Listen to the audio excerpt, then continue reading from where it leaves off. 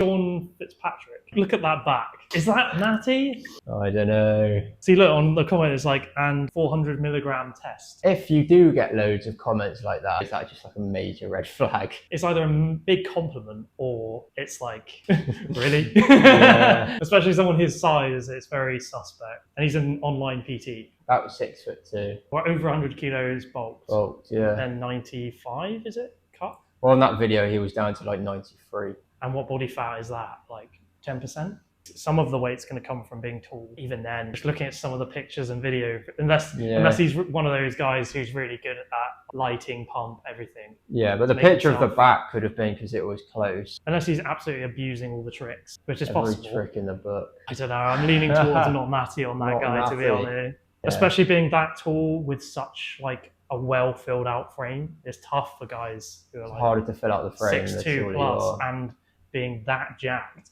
I would understand if he was like 5'8" and that level, then it's like a bit more believable because you don't need that much muscle to fill out.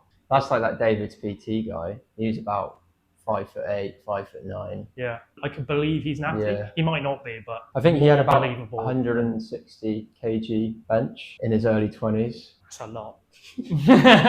Unless he is just weighing a lot and he's got really good leverages and all that. It was about 92, 93. Yeah, so he's very heavy for his height. He is carrying a lot more body fat than you think. So he's very chunky looking. He's closer to Natty than Sean, basically. I could believe him a bit more. But you know in that picture there with the veins in the forearms and biceps? Yeah. That looks like a red flag to me. Is there something to do with the blood cells of like when you're abusing gear? Does it do anything? I know you get more red blood cells, but that's more just because of the leanness of his arms. So he's so lean.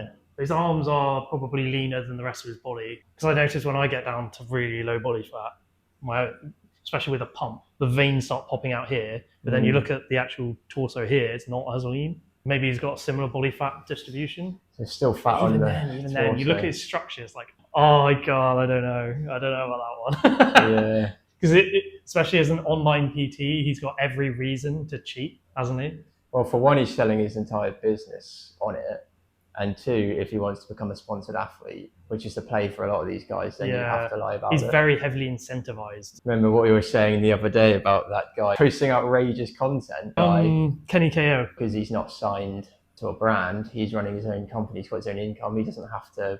He can do whatever he likes. He can do whatever he wants. Even if it might be detrimental to his own business, he doesn't seem to care. It's kind of similar to like the guys on the enhancements. They can't be honest. You have to lie. You almost have to be on it. Otherwise you lose your sponsorship. Yeah, unless you've got another unique selling point for why they're going to sponsor you, which the average guy doesn't have. Like you're just too generic at the end of the day. Mike O'Hearn's definitely one of those. I wonder how many sponsors he's got. And he's like the biggest fake Natty out there. He must have his own income streams though, surely. Was he not? He probably has all kinds of income streams, I'm going to do a set.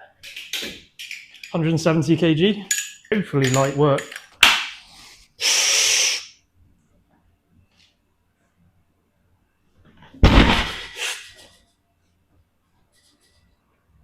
That was pretty easy actually.